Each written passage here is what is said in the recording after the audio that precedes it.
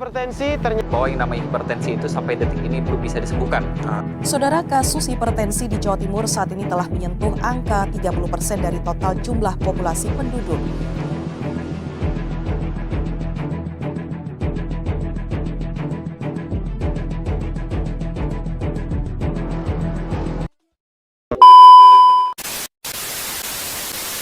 Hai guys, apakah kalian tahu penyakit penyebab kematian nomor 1 di dunia? Yap, hipertensi.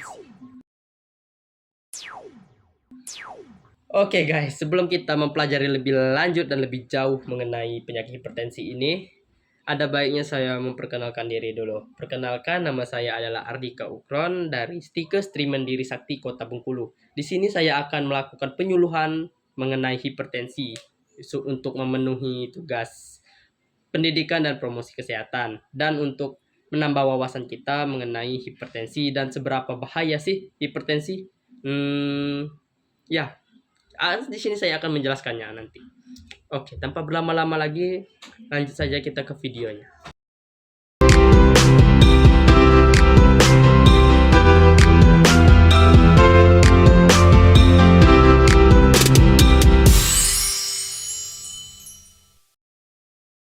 Oke guys, jadi hipertensi itu merupakan satu keadaan di mana tekanan darah kita mencapai 140 per 80 mmHg. Nah, hal ini akan menyebabkan kita terkena serangan jantung dan stroke. Hal inilah mengapa hipertensi merupakan suatu penyakit yang paling berbahaya nomor 1 di dunia. Jadi kita jangan menganggap remeh itu hipertensi ya guys. Oke guys, jadi hipertensi itu merupakan suatu keadaan di mana arteri kita memiliki tekanan yang sangat kuat sehingga jantung kita bekerja memompa darah ke seluruh tubuh lebih keras, sehingga akan terjadi komplikasi terhadap jantung kita, dan hal itulah yang menyebabkan kita stroke dan serangan jantung. Oke guys, jadi kita sudah mengerti, sudah paham apa itu hipertensi. Nah, sebelum kita mempelajari lebih lanjut lagi tentang hipertensi, kita akan mundur dulu ke tahun 1870. Supaya apa? Supaya kita mengetahui sejarah pertama kali hipertensi ditemukan. Oke, lanjut kita mundur.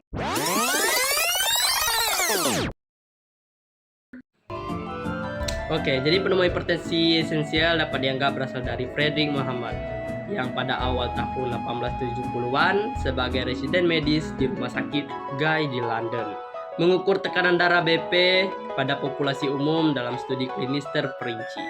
Ia memisahkan nefrokritis kronis dengan hipertensi sekunder dari apa yang sekarang kita sebut dengan hipertensi esensial. Ia menggambarkan dasar kontribusi dalam sejarah alamiah hipertensi esensial dan menunjukkan bahwa penyakit ini dapat berakhir dengan nefrosklerosis dan gagal ginjal. Itu sangat berbahaya guys. Jadi kita itu harus paham tentang hipertensi. Oke, studi klinis dilakukan tanpa menggunakan sphygmomanometer, tetapi dengan bantuan sphygmonogram kuantitatif yang awalnya ia kembangkan saat menjadi mahasiswa kedokteran. Dia menggambarkan ciri khas tekanan nadi pada pasien dengan tekanan darah tinggi dan pada orang dengan arteriokoronoris akibat penuaan, perubahan gelombang, tekanan, dan baru-baru ini telah diverifikasi dan dijelaskan dia berkontribusi pada sejumlah kemajuan lain dalam perawatan medis, termasuk transfusi darah dan operasi usus buntu untuk radang usus buntu. Dia memprakreasi catatan investigasi korelatif untuk Asosiasi Medis Inggris. Organisasi ini mengumpulkan data dari dokter yang berpraktik di luar rumah sakit dan merupakan pendahulu uji klinis kolaboratif modern. Nah, jadi Frederick Muhammad ini sangat berkontribusi, sangat hebat karena dia telah menemukan penyakit hipertensi dan kita mengetahui apa itu hipertensi. Dan juga pada tahun 1870-an ini merupakan tahun yang dimana awal dari perkembangan dunia dan perkembangan dari sains modern atau kesehatan modern, sehingga kita dapat mengetahui apa itu hipertensi, cara mencegahnya, dan bagaimana cara untuk mengatasinya apabila kita sudah terkena hipertensi. Nah, oke. Sekarang kita sudah mengetahui apa itu sejarah hipertensi, apa itu pengertian hipertensi. Oke. Sekarang kita akan maju lagi ke masa depan. Oke guys, sekarang kita sudah kembali lagi ke masa depan yang cerah ini. Oke, baiklah, tadi kita sudah mengetahui itu sejarah hipertensi, pengertian dari hipertensi, dan sekarang saya akan menjelaskan data-data dari hipertensi yang telah saya ambil dari internet. Oke, baiklah, hipertensi menurut WHO, hipertensi itu pada tahun 2015 orang yang terkena hipertensi sekitar 1,13 miliar orang. Banyak sekali guys.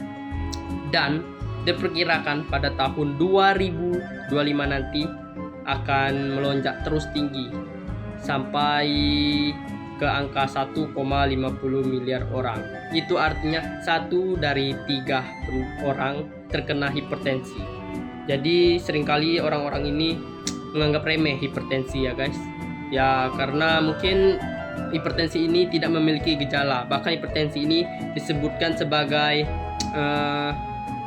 penyakit pembunuh dalam senyap. Nama yang keren bukan? Ya, pembunuh dalam senyap, karena hipertensi ini tidak memiliki gejala dalam penyakitnya. Jadi ya, untuk kalian sering-seringlah mengecek tekanan darah kalian. Mungkin dari kalian apa terkena hipertensi, mungkin setidaknya 1 kali dalam seminggu ya, mengecek golongan darah itu, mengecek tekanan darah kalian.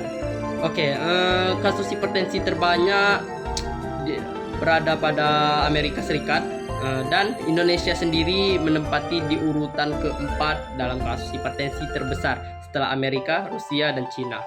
Oke, baiklah, di Indonesia sendiri kasus hipertensi terbanyak menurut data. Menurut data nih ya guys, menurut data Kalimantan Selatan adalah penyandang kasus hipertensi terbanyak nomor 1 di se-Indonesia dengan persentasi 44,5%. Oke. Kasus hipertensi ini sering dihidap oleh kalangan umur 75 tahun guys. 75 tahun dengan persentasi 66,5%. Akan tetapi tidak menutup kemungkinan bahkan sekarang ini kasus hipertensi ini juga ditemukan pada golongan orang-orang muda sekitar kisaran umur 25 sampai 35 tahun juga terkena hipertensi guys. Oke, dan sekitar umur 34 sampai 45 juga terkena hipertensi, sekitar 34 sampai 22% untuk persentasinya guys.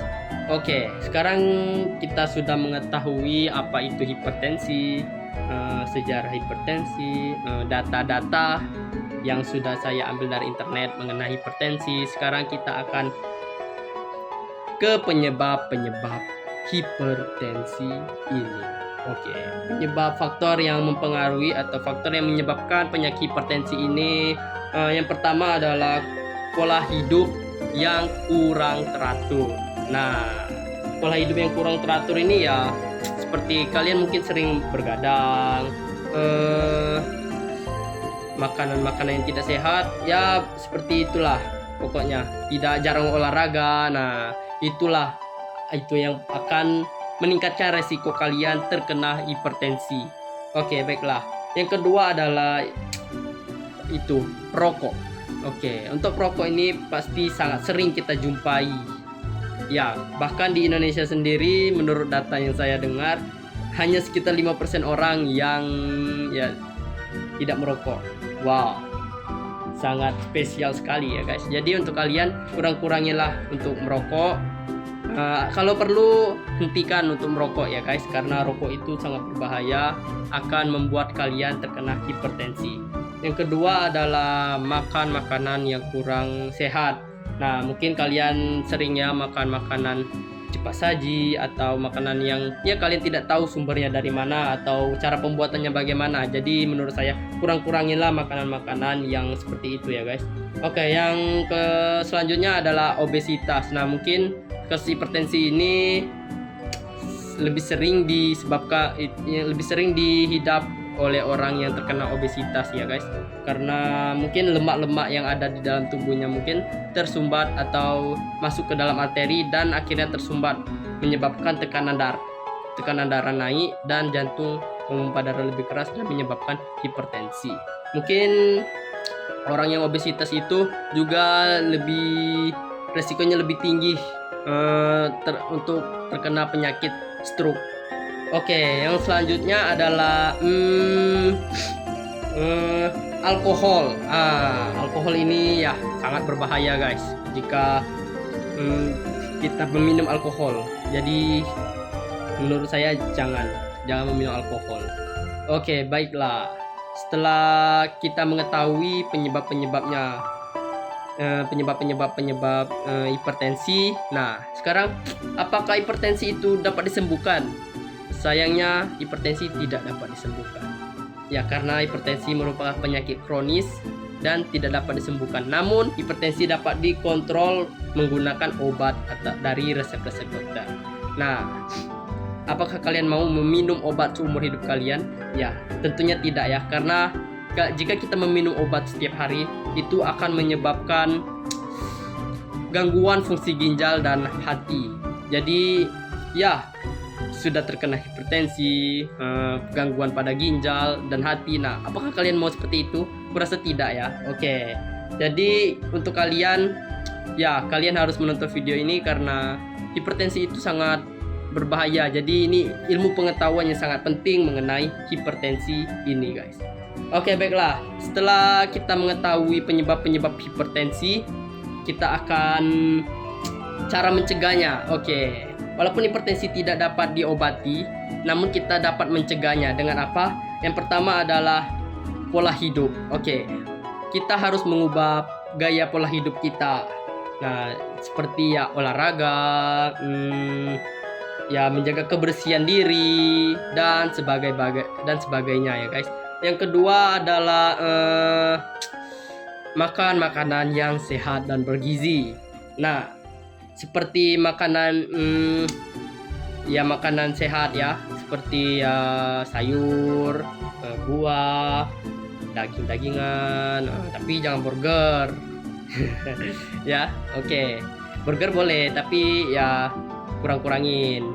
Jangan keseringan, nanti obesitas. Nah, jadi hipertensi itu merupakan kondisi yang jarang disadari, tapi bisa mengakibatkan komplikasi. Hipertensi bisa disebabkan oleh berbagai faktor termasuk gaya hidup, riwayat keluarga, dan kondisi kesehatan tertentu. Faktor resiko seperti merokok, kelebihan berat badan, kurangnya olahraga, stres, dan konsumsi alkohol dapat mengakibatkan resiko tekanan darah tinggi. Oleh karena itu, kalian dan keluarga perlu menjaga kesehatan dan melakukan pengukuran tekanan darah secara teratur supaya dapat mengenali penyebab hipertensi lebih dini. Lakukan juga langkah pencegahan hipertensi yang mencakupi perubahan gaya hidup seperti berhenti merokok, mengurangi konsumsi alkohol, berolahraga secara teratur ya, dan menjaga berat badan sehat dan mengelola stres. Nah, di samping mengenali gejala juga dan melakukan pencegahan hipertensi. Oke guys. Nah, jadi ya begitulah guys. Jadi hipertensi itu sangat berbahaya dan kalian mungkin sudah mengetahuinya ya. Setelah menonton video ini, saya harapkan kalian semua dapat tahu seberapa berbahayanya hipertensi, seberapa pentingnya mengenali gejala-gejala tentang hipertensi. Nah, oke guys, jadi mungkin sekian dulu ya penyuluhan tentang hipertensi dari saya. Semoga ilmu dan penjelasan yang saya sampaikan ini dapat bermanfaat dan jelas dapat dimengerti oleh kalian semua dan dapat menambah wawasan juga ya guys ya. Oke, sekian dulu ya dari penyuluhan dari saya. Apabila saya ada kesalahan dari penjelasan tadi, saya mohon maaf ya guys, namanya juga manusia. Oke, sekian dulu dari saya. Wabillahi taufiq wal hidayah. Wassalamualaikum warahmatullahi wabarakatuh. Terima kasih sudah menonton video ini.